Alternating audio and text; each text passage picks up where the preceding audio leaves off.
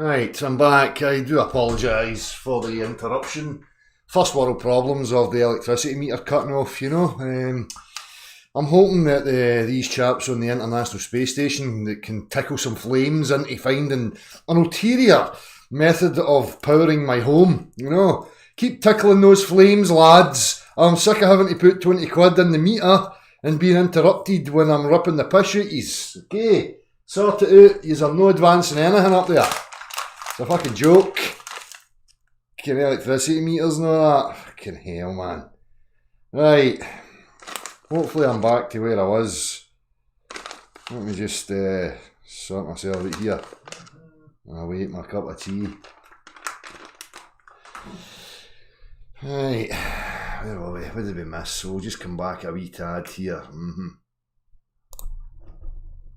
I'm sure we've not missed anything too in depth. I hope no. So we have a rotating playlist. We take turns. Well, that's right. And it's nice because we have the international flair as well. So we have an Italian astronaut on board along with the U.S. astronauts and then 2 cosmonauts. And so getting to hear some traditional music from Russia over dinner is a nice change, exposure, and helps us really appreciate that international feel. We're all having dinner and stuff. We're so all friendly. We realise that these are all comrades and buddies and stuff with a common purpose. Right? We understand that. We get your message, son. Right? We've got us all emotionally attached to you. We all love yous. We don't want to ask any critical questions of what you're actually up to now because we just love you. You're just a real dude. And so's your other buddies. So it's all good. Crew has.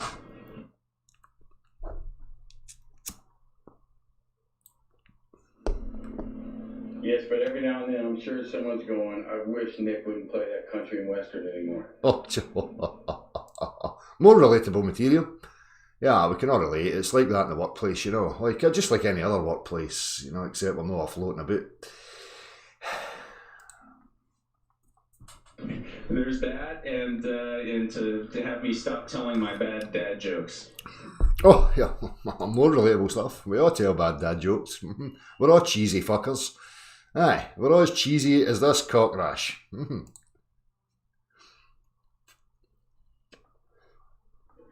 Here's a dad joke. I don't know mine. Now, how are you able to stay in a single space this way? I see you tapping your feet every now and then. Are you in a foothold? Oh, here we go. Here's to reaffirm the realness of it all. Yeah, I've got a foothold. And, I can change that up, but basically there's handrails everywhere, and I can just hook my foot underneath. Fucking amazing.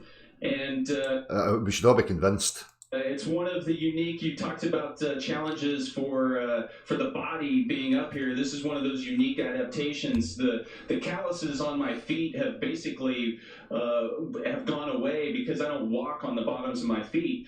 But now I have calluses across the... You could play the guitar with your feet there. Top of my foot around my big toe because I'm constantly hanging on things with my big toe to hold me in place.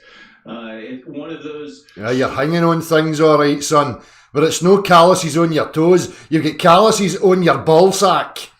Whip out that sack and show us the thickness of that fucking skin. I'm sure there's some woman out there that would make a handbag out of it or something. It would be able to hold all sorts of fucking weights.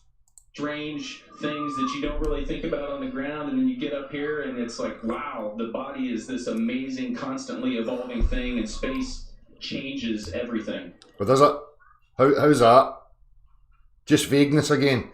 Just say vague word salads. Oh, fucking look at him. He's fucking pressing his bottom lip. He's so intrigued. Oh, the idol of millions is so intrigued. And in-depth contemplation. Can't believe what he's witnessing here. So should you now, because Brad Pitt does. That's incredible to see. And I imagine when you're upside down for us, it feels exactly the same as the other way. One of the things we were playing with in the film, which we really didn't get to, was this idea of 3D printing.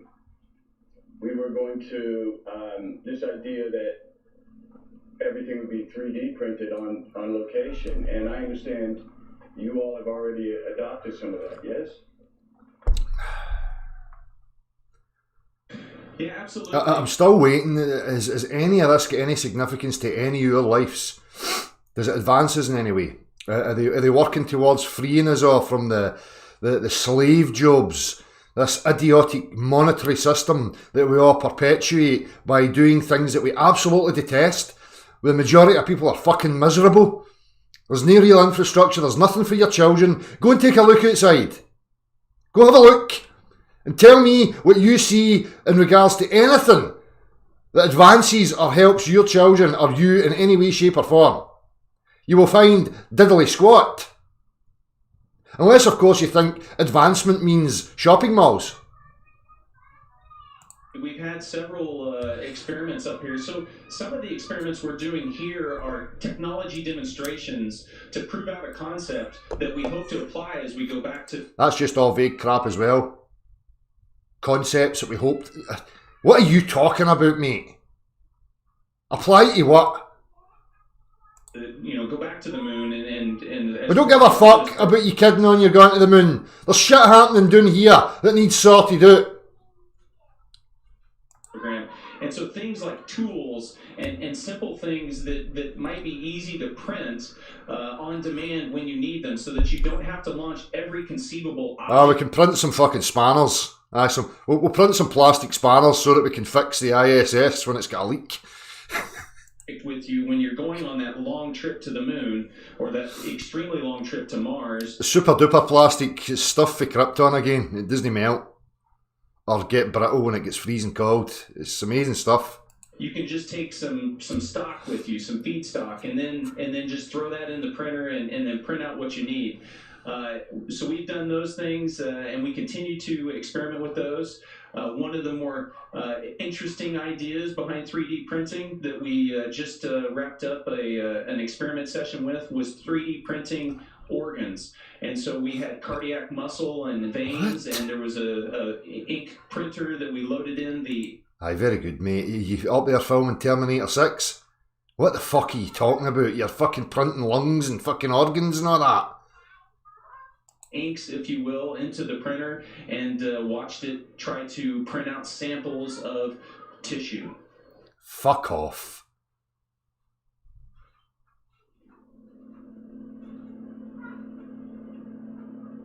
He's trying not to fucking laugh. He's like, I know this is fucking ridiculous, but I can't believe how ridiculous it is. I know I'm sitting here fucking perpetuating lies, but come on to fuck, boys. Can we not get the script a wee bit more believable than this? Because I'm trying hard. I need to hold myself here because I'm want to burst out laughing. Fucking plastic organs. Jeez, oh. It's just incredible to think what the future is going to bring. I know. I need a fucking a ball replacement. Can you stick a plastic one in there for us? My lungs have collapsed. Do you get any plastic ones available? Can you get the ISS to print me one out? I got to ask you. They tell me my time's almost up. This is such a pleasure. I could ask questions for hours. Ask some fucking relevant ones, Brad. Please tell me, what's a spacewalk like? What do you feel? You know what it feels like. You've been on the very same wires suspended and pools. What are you talking about, Brad? You know what it's all about? And so you really are, when you get in your spacesuit, you're putting on... They gave you the model for your movies. All your movies are based on their crap. Your own spacecraft. And so as you embark out through the hatchway, the first thing you see is the Earth 250 miles below, and different than the perspective you get inside the space station, the helmet really provides almost this 180 panoramic view. You are a fucking helmet. And you very quickly forget that there's anything between you and the vacuum of space. Well, that's right, aye, because the vacuum of space and the Earth's fucking pressurised gaseous environment are existing right next to each other with no equilibrium taking effect. Nah. It's fantasy physics up here. God works in mysterious ways and all that stuff. We know how the physics are down there on Earth that are telling you that it's an absolute absurd joke to even contemplate that it's a possibility for us to be existing in a medium that is a vacuum. own a pressurised space testicle. Forget all that. Because look what we can show you on the TV.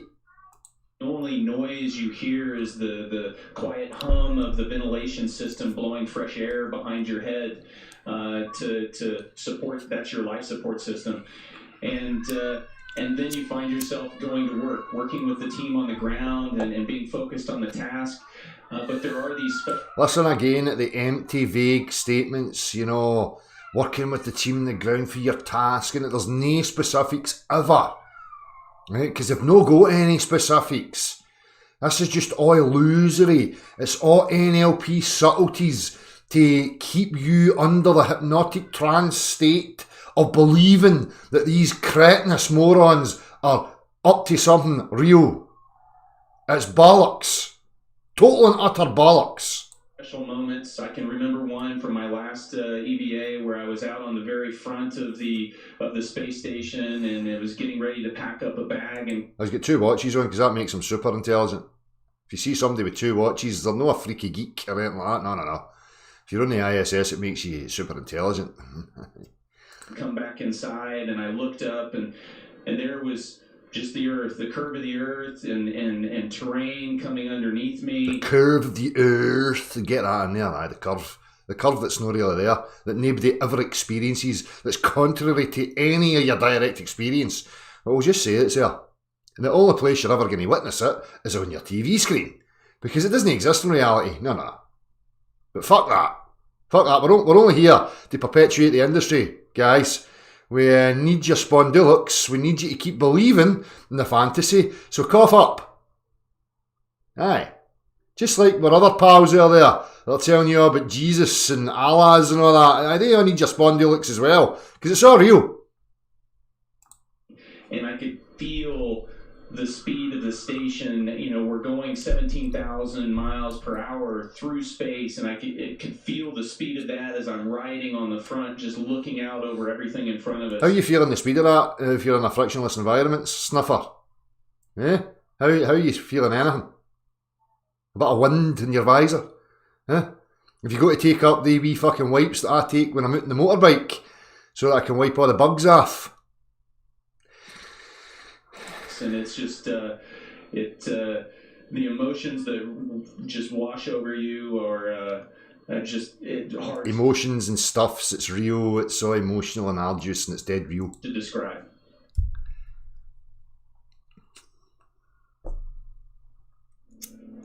Amazing. Yeah, amazing. Last question, and I need to call on your expertise. Who is more believable, Clooney or Pitt? Oh, chip. None of these are believable.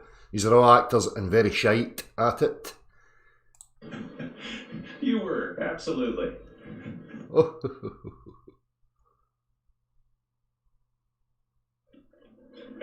Thank you so much. It's been an absolute pleasure, a real dream of mine. I can't wait to brag to my kids.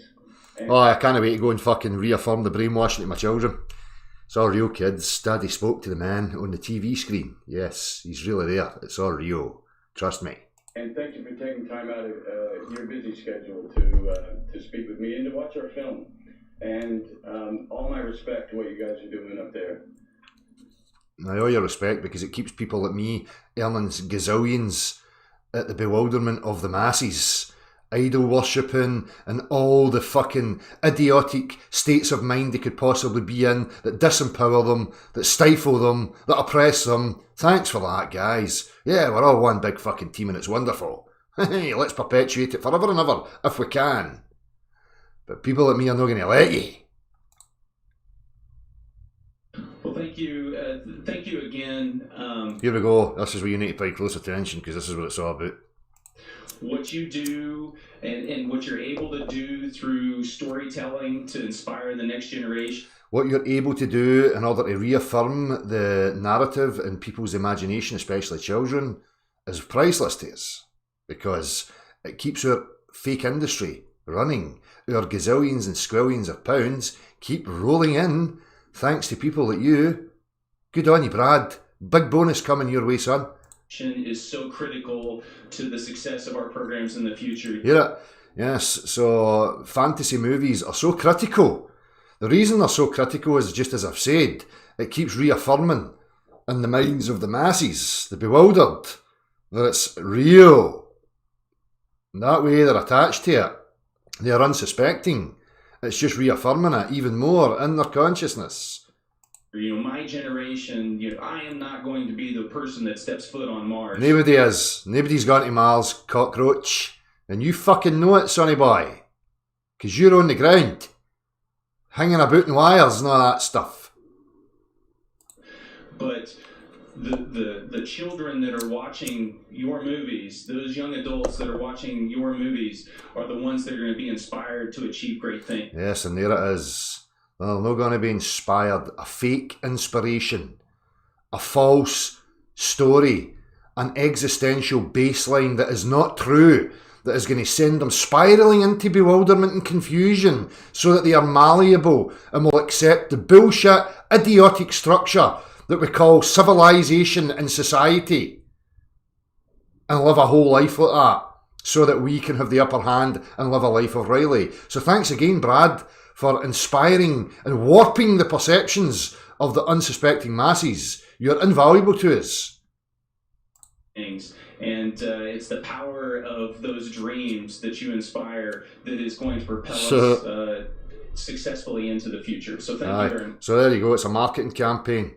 Keep up the programming, lads. It's going to provide a future for us of getting money for fuck all.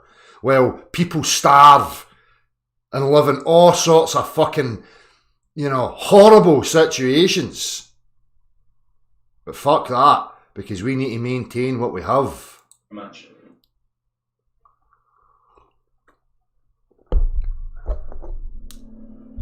Thank you, Nick. All the best, and all the best to everyone out there. Aye, all the best, lads. We'll see you at the fucking pool party later. Yeah, and we'll eat caviar and lick it out of each other's sphincters and congratulate each other on the great job that we're doing. When's the next budget due? Yeah, let's up it to 25 trillion.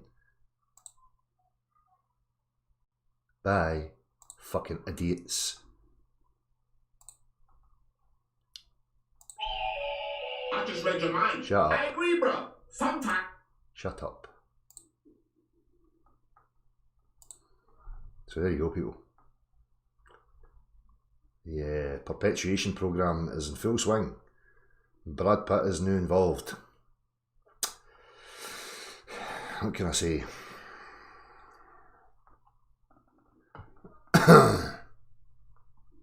Anyway, that was just it. Just a wee short one. I thought I would highlight that. Pretty obvious.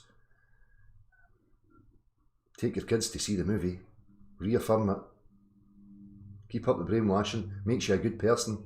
Patriotism and all that. Yay! See you all later.